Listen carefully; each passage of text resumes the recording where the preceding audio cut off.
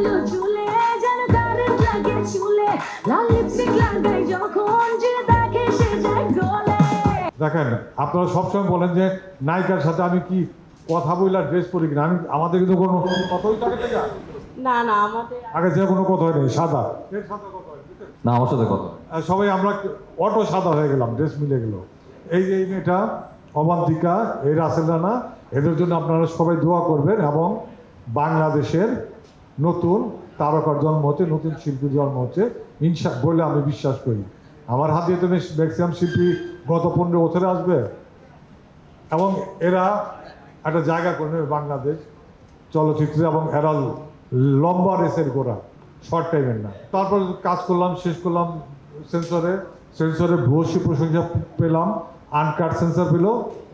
Censor board অসম্ভব প্রশংসা করছে ছবিতে। মেধাবী পরিচালক সৈকত নাসের, খুব পাগলা একটা ছেলে, পাগলের মতো কাজ করে, জন কাজ থাকে, দিন রাত 24 ঘন্টা কাজ করে।